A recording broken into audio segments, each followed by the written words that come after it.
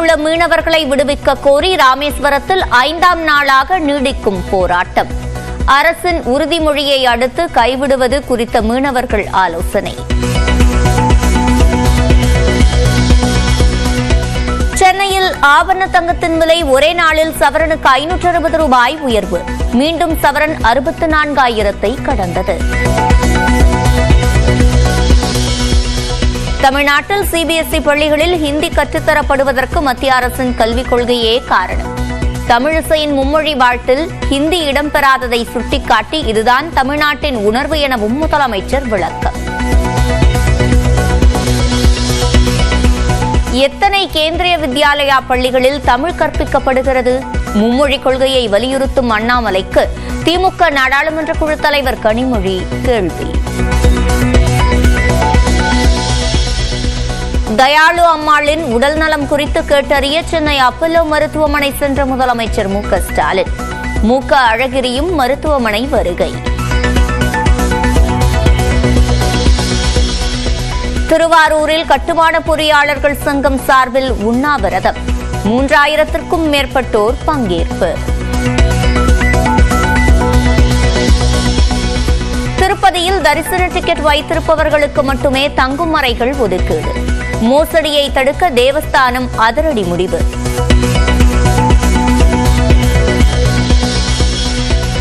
தமிழ்நாட்டில் 3 degree Celsius வரை வெப்பநிலை அதிகரிக்கும் என வானிலை மையம் கணிப்பு.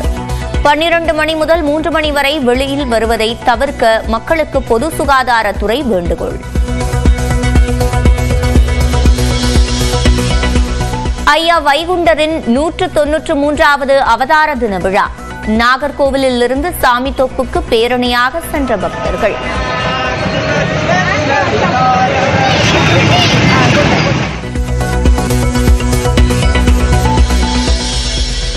நெல்லை பாளையங்கோட்டையில் உள்ள ஐயா வைகுண்டர் கோயிலில் அன்னதானத்திற்கு சமையல் செய்ய அனுமதி மறுப்பதாக குற்றச்சாட்டு. காவல்துறையை கண்டித்து சாலை மறியலில் ஈடுபட்ட பக்தர்கள்.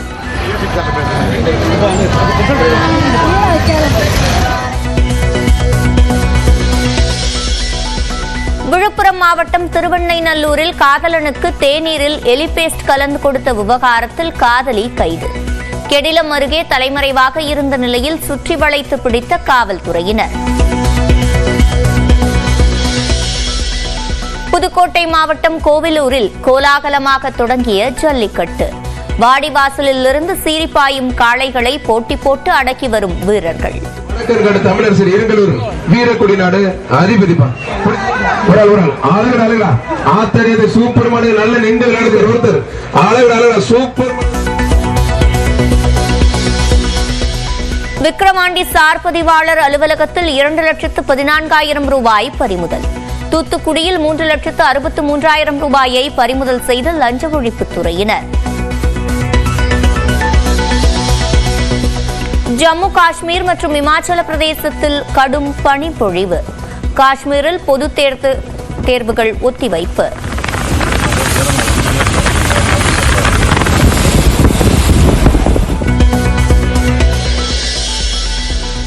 ரஷ்யாவுடன் போரிட்டு வரும் உக்ரைனுக்கான ராணுவ உதவியை நிறுத்தியது அமெரிக்கா. டிரம்புடனான சந்திப்பின் போது ஜெலன்ஸ்கி வாக்குவாதம் செய்த நிலையில் நடவடிக்கை. தனது காதலியை காட்டிக் கொடுக்காமல் தற்கொலைக்கு முயன்றதாக கூறி வந்துள்ளார். ஆனால் ஜெயசூர்யாவின் செல்போனை சோதனை செய்தபோது தேநீரில் எலிபேஸ்ட் கலந்துள்ளேன் என ரம்யாவின் வாட்ஸ்அப் உரையாடலை கேட்டு மனமுடைந்த அவரது பெற்றோர் காவல் நிலையத்தில் புகார் அளித்தனர். அதன் பேரில் வழக்கு பதிவு செய்த காவல்துறையினர் ரம்யா மற்றும் அவரது குடும்பத்தினரை தேடி வந்தனர். இந்த நிலையில் கெடிலம் அருகே தங்கியிருந்த ரம்யாவை காவல்துறையினர் கைது செய்தனர். சமூக வலைதளங்களில் அவதூறு மட்டுமே பரப்புவதாக பாஜக தமிழக தலைவர் அண்ணாமலையை அமைச்சர் தங்கம் தென்னரசு விமர்சித்துள்ளார். கடந்த 4 ஆண்டுகளில் தமிழ்நாடு அரசு வாங்கிய கடனில் தங்களது கமிஷன் எவ்வளவு என திமுக அரசுக்கு பாஜக மாநில தலைவர் அண்ணாமலை கேள்வி எழுப்பியிருந்தார். இதற்கு பதிலளித்து நிதியமைச்சர் தங்கம் தென்னரசு 2014ஆம் ஆண்டு இந்தியாவின் கடன் 55,17,000 கோடி ரூபாயாக இருந்த நிலையில் தற்போது 181,74,000 கோடி ரூபாயாக அதிகரித்துள்ளது என்றும், அப்படி என்றால் நீங்கள் எல்லாம் கூடியடித்த கமிஷன் எவ்வளவு என்று கேட்கலாமா என அண்ணாமலை கேட்டிருந்தார். மேலும் முதலமைச்சர் மு.க.ஸ்டாலின் ஆட்சியில் தமிழ்நாடு அடைந்திருக்கும் வளர்ச்சியை மத்திய அரசின் பொருளாதார அறிக்கை பாராட்டியிருக்கும் நிலையில் வேண்டும் என்று பாஜக மாநில தலைவர் அண்ணாமலைக்கு திமுக எம்பி கனிமொழி சவால் விடுத்துள்ளார். தமிழ்நாட்டில் அரசு பள்ளிகளில் 3, 5 மற்றும் 8ஆம் வகுப்பு படிக்கும் மாணவர்கள் தமிழ் பாடங்களை கூட படிக்க முடிவதில்லை என கிராமப்புற மாணவர்களின் கல்வித்தரம் குறித்து ஆய்வறிக்கையை சுட்டிக்காட்டி அண்ணாமலை விமர்சித்திருந்தார். இதற்கு தனது எக்ஸ் பக்கத்தில் பதிலடி கொடுத்துள்ள திமுக எம்பி கனிமொழி, பாஜகவினர் தங்களுக்கு சாதகமாக தகவல்களை திரித்து பரப்பி வருவதாகவும் இது உலகிற்கே தெரியும் என்றும் குறிப்பிட்டுள்ளார். மத்திய அரசின் பொருளாதார ஆய்வறிக்கையிலேயே தமிழ்நாட்டில் செயல்படுத்தப்பட்டு வரும் இல்லம் தேடி கல்வி, எண்ணும் எழுத்தும், காலை உணவு திட்டம் போன்றவற்றை பாராட்டியிருப்பதாக கூறியுள்ள கனிமொழி, கல்வி அறிவு பெறுவதற்கே போராடி வரும் பாஜக ஆளும் மாநிலங்களைப் போல் அல்லாமல் தமிழ்நாட்டில் மாணவர்களின் எதிர்காலத்திற்காக முதலீடு செய்யப்பட்டு வருவதாகவும் தெரிவித்துள்ளார். மாணவர்களின் நலனில் அக்கறை இருப்பதாக கூறி வரும் அண்ணாமலை தமிழ்நாட்டிற்கான கல்வி நிதியை மத்திய அரசிடமிருந்து பெற்றுத்தர வேண்டும் என்றும் வலியுறுத்தியுள்ளார். மத்திய அரசின் கேந்திரிய வித்யாலயா பள்ளிகளில் ஹிந்தி, சமஸ்கிருதம் திணிக்கப்படுவதாகவும் மாணவர்கள் வெளிநாட்டு மொழியை கற்கும் வாய்ப்பு தடுக்கப்படுவதாகவும் சாடியுள்ள கனிமொழி, எத்தனை கேந்திரிய வித்யாலயா பள்ளிகளில் தமிழ் கற்பிக்கப்படுகிறது என்றும் வினவியுள்ளார். விழுப்புரம் மாவட்டம் திருவெண்ணைநல்லூர் அருகே காதலனுக்கு தேநீரில் எலி பேஸ்ட் கொடுத்த விவகாரத்தில் தேடப்பட்டு வந்த காதலியை காவல்துறையினர் கைது செய்தனர். கீரிமேடு கிராமம் தெற்கு தெருவைச் சேர்ந்த ஏழுமலையின் மகன் ஜெயசூர்யாவும் பக்கத்து வீட்டில் வசிக்கும் கல்லூரி மாணவியான ரம்யாவும் காதலித்து வந்ததாக தெரிகிறது. உறவு முறையில் இருவரும் அண்ணன் தங்கை என்பதால் ஜெயசூர்யா குடும்பத்தினர் கண்டித்துள்ளனர். ரம்யாவுடனான காதலை கைவிட நினைத்த ஜெயசூர்யா நாளடைவில் அவரிடம் பேசுவதையே நிறுத்தியதாக தெரிகிறது. இதனால் ஆத்திரமடைந்த ரம்யா கடந்த மாதம் 2ஆம் தேதி வீட்டில் தனியாக இருந்த ஜெயசூர்யாவிற்கு தேநீர் போட்டு தருகிறேன் என கூறி அதில் எலி பேஸ்டை கலந்து கொடுத்ததாக தெரிகிறது. அன்றைய தினம் இரவு உடல்நலம் பாதிக்கப்பட்ட ஜெயசூர்யா தற்போது சென்னை ஸ்டான்லி மருத்துவமனையில் 1 மாத காலமாக சிகிச்சை பெற்று வருகிறார். அவரது சிறுநீரகம் செயலிழந்து விட்டதாக மருத்துவர்கள் தெரிவித்துள்ளனர். எடப்பாடி பழனிசாமியை தவிர வேறு யாராலும் அதிமுகவை வழிநடத்த முடியாது என்று கொங்குநாடு மக்கள் தேசிய கட்சித் தலைவரும் எம்எல்ஏவுமான ஈஸ்வரன் தெரிவித்துள்ளார். நாமக்கல் மாவட்டம் பள்ளிப்பாளையத்தில் செய்தியாளர்களிடம் பேசிய அவர், அதிமுக உட்கட்சி வழக்கில் எடப்பாடி பழனிசாமி வெற்றி பெற்றிருப்பதாகவும் தொண்டர்கள் அனைவரும் அவர் பக்கம் இருப்பதாகவும் கூறினார். இபிஎஸ் அவர்களை தவிர அந்த கட்சியை யாராவது நடத்த முடியுமா என்பது சந்தேகமாக இருக்கிறது.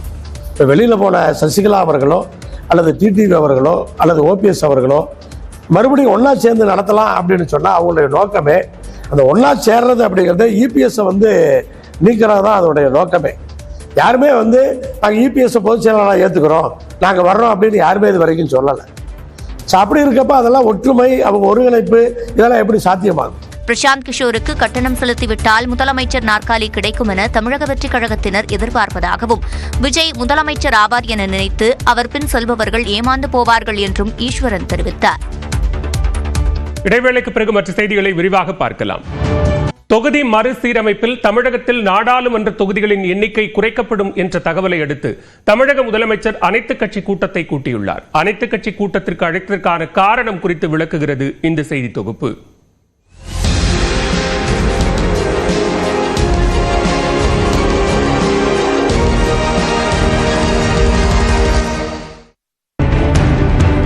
மத்திய அரசு சமீபத்திய மக்கள் தொகை கணக்கெடுப்பின்படி நாடாளுமன்ற தொகுதிகளை மறுசீரமைப்பு செய்ய உள்ளதாக தகவல் வெளியாகியுள்ளது.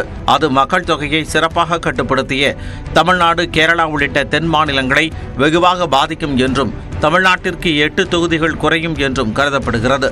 அதனால் தமிழ்நாட்டில் உள்ள அனைத்து அரசியல் கட்சிகளும் ஒன்றிணைந்து இந்த உரிமை பறிப்பு நடவடிக்கைக்கு எதிராக குரல் தர வேண்டுமென அழைப்பு விடுத்து நாளை அதற்கான கூட்டத்திற்கு ஏற்பாடு செய்துள்ளார் முதலமைச்சர் மு.க.ஸ்டாலின். இதுவரை தமிழக முதலமைச்சர் நடத்தியுள்ள அனைத்து கட்சி கூட்டங்களுக்கு தேர்தல் ஆணையத்தால் அங்கீகரிக்கப்பட்ட கட்சிகளும் சட்டமன்றத்தில் பிரதிநிதித்துவம் உள்ள கட்சிகளுக்கு மட்டுமே அழைப்பு விடுக்கப்பட்டிருந்தது. இந்நிலையில் தொகுதி மறுசீரமைப்பு குறித்து விவாதிக்க முக்கிய முடிவு எடுப்பதற்காக நடைபெறக்கூடிய இந்த அனைத்து கட்சி கூட்டத்திற்கு அதிமுக, பாஜக, விசிக, இடதுசாரிகள், பாமக, தவேக உள்ளிட்ட 45 அரசியல் கட்சிகளுக்கு அழைப்பு விடுத்துள்ளார். தேர்தல் உத்திக்காக அனைத்து அரசியல் கட்சிகளையும் அழைக்கவில்லை என்றும் மாநில உரிமை பிரச்சினைக்காக ஒத்த கருத்துடன் இருக்க வேண்டுமென்ற அடிப்படையிலேயே அனைத்து கட்சிகளுக்கும் அழைப்பு விடுக்கப்பட்டிருப்பதாகவும் திமுக தலைமை செய்தி தொடர்பாளர் TKS இளங்கோவன் தெரிவித்துள்ளார். அமித்ஷா தொகுதி குறையாது என்று சொல்லிவிட்டார். ஆனால் எங்களுக்குள்ள அச்சம் என்னவென்றால், இப்போ ஒன்றிய அரசு இந்த தொகுதிகளின் எண்ணிக்கையே அதிகரிப்பதாக ஒரு திட்டம் வகுத்து வருகிறது. அப்படி வகுத்து வரும் பொழுது தமிழ்நாட்டுக்கு கிடைக்கக்கூடிய தொகுதிகள் மக்கள் தொகை அடிப்படையில் இருந்தால் மிக குறைவாகவும், உத்தரப்பிரதேசம், பீகார் போன்ற உத்தரப்பிரதேசத்துக்கு மட்டும் 63 தொகுதிகள் அதிகமாக கிடைக்கக்கூடிய ஒரு சூழ்நிலை உருவாகிறது. இது போன்ற நிலையெல்லாம் இருக்கக்கூடாது.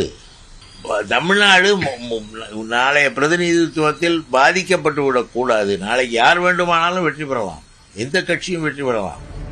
அடுத்த ஆண்டு சட்டமன்ற தேர்தல் நடைபெறும் நிலையில் அனைத்து கட்சிகளையும் அழைத்ததில் தேர்தல் கணக்கும் இருக்கலாம் என்ற கருத்தை தெரிவிக்கிறார் பத்திரிகையாளர் ஷபீர் அகமது.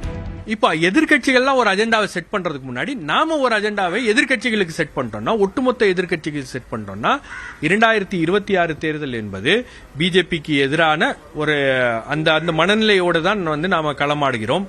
அதுல எல்லா கட்சிகளும் வருவாங்க, தமிழக மக்களும் வருவாங்க. அதே போல உங்களுக்கு தமிழ்நாட்டுக்கு ஒரு ஆபத்து வருகிறது அப்படின்னும் போது, அதுக்கும் மொழிக்கு ஒரு ஆபத்து வருகிறது அப்படின்னும் போது ஒரு எமோஷனல் இஷ்யூ, ஒவ்வொரு தேர்தலையும் ஒரு எமோஷனல் இஷ்யூ தேவைப்படுகிறது. அப்போ இந்த எமோஷனல் இஷ்யூவை இந்த தேர்தல் சமயத்துல அதை கொண்டு வந்து நிறுத்தும் போது யாராலையும் எதுவும் சொல்ல முடியாது. நாளை நடைபெறும் அனைத்து கட்சி கூட்டத்தில் பாஜக மற்றும் தமிழ் மாநில காங்கிரஸ் உள்ளிட்ட சில கட்சிகள் கலந்து கொள்ளவில்லை. ஆனால் அதிமுக உள்ளிட்ட பல முக்கிய கட்சிகள் கலந்து கொண்டு தொகுதி மறுசீரமைப்புக்கு எதிராக முடிவெடுக்க இருப்பது முதல்வரின் முக்கியமான அரசியல் நகர்வாகவே பார்க்கப்படுவதாக அரசியல் விமர்சகர்கள் கருதுகிறார்கள். நியூஸ் 8 தமிழ்நாடு தொலைக்காட்சி செய்திகளுக்காக செய்தியாளர் கோகுல்.